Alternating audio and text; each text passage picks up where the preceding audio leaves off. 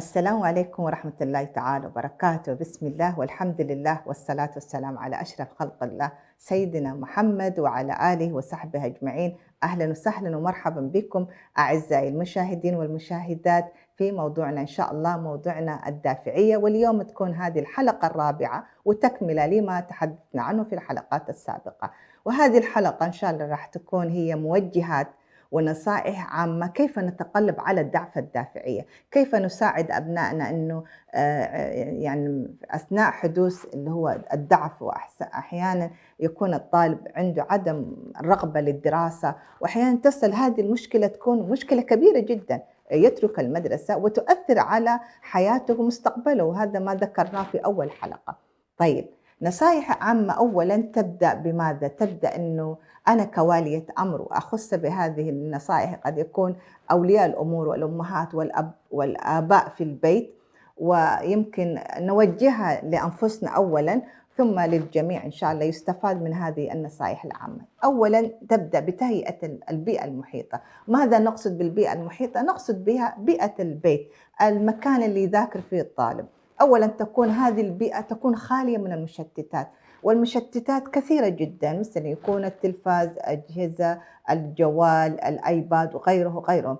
المشتتات ممكن تكون اللي هي الجلسات الاجتماعية، يعني الطالب يبدأ يذاكر يكون الأسرة كلها جالسة في جلسة شاي قهوة غيرها.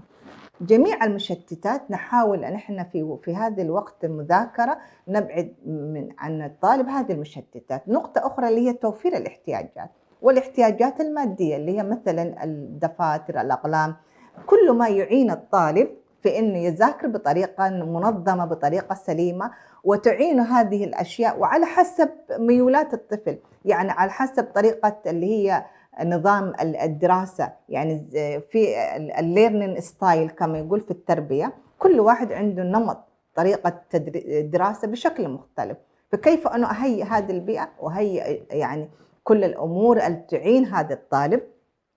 نقطة ثانية البيئة المحيطة كذلك، اللي هي عدم مصاحبة الفاشلين أو عدم مصاحبة دائما الأطفال أو الطلاب اللي بيتسببوا في ضعف الدافعية بالنسبة لأبنائنا. قد أكون أعرف بعض الأبناء من جيران وأصحاب وأصدقاء وأهل حتى دائما يكون هم محبطين للأبناء، فأنا أحاول بقدر المستطاع كما يقال الصاحب صاحب، أنا أحاول بقدر المستطاع إنه كيف أبعد ابني من هذه البيئة المحبطة، البيئة الغير داعمة، والبيئة اللي تكون سبب في قلة الهمم عند أبنائنا، وتكون تضعف عندهم الهمة للنجاح وللتفوق. هذه البيئة المحيطة يعني تعتبر شيء أساسي. النقطة الثانية اللي هي تهيئة الطفل نفسه. كيف نهيئ أبنائنا؟ نساعدهم على تنظيم أوقاتهم، عمل جدول مذاكرة، تكون خطة على حسب المرحلة العمرية، تكون يعني نجعل أبنائنا يعتمدوا على ذاتهم، يعتمدوا على أنفسهم، ما يكون في كل كبيرة وصغيرة أنا أحل الواجبات، أنا أعمل المشروع. وهذه طبعا إحنا لاحظناها حتى في المدارس، يعني المشروع كأنه مشروع الأم والأب، يعني الطفل ما يكون عنده مساحة أنه يساهم في هذا المشروع. هذه من الأشياء يعني تعتبر من أساليب التعليم الخاطئة، أنه أنا كأم أعمل كل شيء. يكون هنالك ذلك تواصل مع المدرسة، مع أولياء، مع المعلمين، أعرف أحوال ابني في المدرسة كيف يسير. هذه المتابعة تعزز عند الطفل التشجيع، وتعزز عنده الهمة، وتعزز عنده هي الدافعية للعمل، وبالتالي أنا أكون هيئت الطفل. النقطة الثانية اللي هي نهيئ نحن أنفسنا. هل نحن نحتاج أن نهيئ أنفسنا؟ أولاً أن نحن نتحلى بالصبر، ونحن نكون عندنا الاستعداد، والدافعية تنبع مننا نحن كأولياء الأمور وكأمهات. لابد أن يكون عندنا هم وعندنا الصبر وعندنا قوة تحمل، نساعد أبنائنا إنه ما يكون همنا بس إنه يتحصل درجات عالية، إنه يكون جايب A ستار أو امتياز في كل المواد، لا، بقدر ما يكون إنه أكون مشجعة إنه أعلم ابني إنه هذه مهارات، إنه يعني يواجه الفشل، يواجه الصعوبات الدراسة، وبالتالي أنا أقلل القلق. وهذا ما نلاحظه، قلق الامتحان وقلق الاختبار، يمكن كثير من الطلاب يعانوا من هذا الأمر.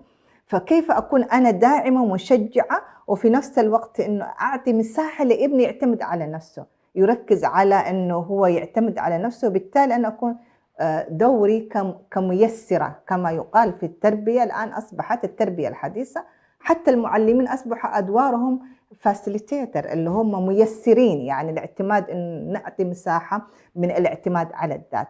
نقطة ثالثة اللي هي ممارسة بعض الأنشطة، يعني الطالب اللي ممارسة الرياضة ياخذ قدر كافي من الراحة، يكون عدم دائما مضيعة الوقت فيما لا ينفع، نقلل من الروتين وإدخال بعض الهوايات الجديدة، يعني يكون في أنشطة، في نوع من المرح، يكون في نوع من بث الروح التحدي بالنسبة للأطفال، ونغرس فيهم الأفكار الإيجابية عن التعلم. يعني دائما للأسف بعد الرسائل السلبية من قبل أولياء الأمور مثلا تكون اللي تعلموا ماذا فعلوا؟ إذا أنت تعلمت أنها يعني ما حتحصل شيء، وأنه المتعلمين دائما ما يكون عندهم يعني ما يكون أغنياء، والغني هو الله. يعني دائما نربط التعلم فقط بالتحصيل المالي والمادي، لكن العلم في نفس في حد ذاته قيمة التعلم نفسها، نقرس في أبنائنا قيمة التعلم،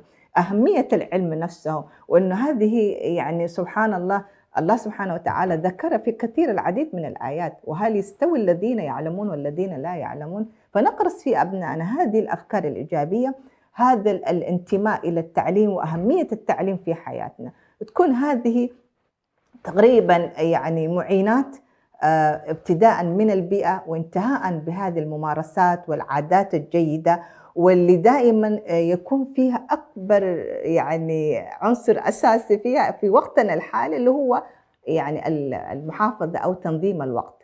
يعني مضيعة الوقت حقيقة يتسبب في كثير من الشعور الغير مريح للطالب ولأولياء الأمور. فتكون الوقت الذي يضيع، فتقول للطالب، تقول أنا ضيعت وقتي، كيف أبدأ من الآن؟ هذا الشعور وهذه الحالات اللي نحن نشاهدها حقيقة نستطيع من خلال ممارسة هذه الموجهات وهذه الأفكار اللي ذكرناها، نستطيع أن دائما تكون كما يقال، يعني إحنا نكون دائما activated، يعني دائما يكون في نشاط. كما أجهزتنا تحتاج لتعبئة وتحتاج للشحن على طول، يعني حتى تتحرك حتى تنشط وتعمل. حتى في الأجهزة نحن أحيانا نعمل فلترة ونعمل أبديت للأشياء حتى تستمر بوتيرة صحيحة ويكون هذا الجهاز يكون صح. فما بالكم بأنفسنا، نحن دائما نحتاج لهذا التجديد، ونحتاج أن تكون عندنا هذه المعنويات بشكل أنه نحافظ على التوازن اللي ذكرناه في الحلقة الماضية. بهذا الأمر نكون، أو بهذه الجزئية نكون وصلنا لختام موضوعنا، موضوع الدافعية، بما يتعلق بأهميتها وخصائصها وكيف نتغلب على الضعف الدافعية. إلى أن نلقاكم إن شاء الله في موضوع جديد وحلقة جديدة بإذن الله. نستودعكم الله، والسلام عليكم ورحمة الله تعالى وبركاته.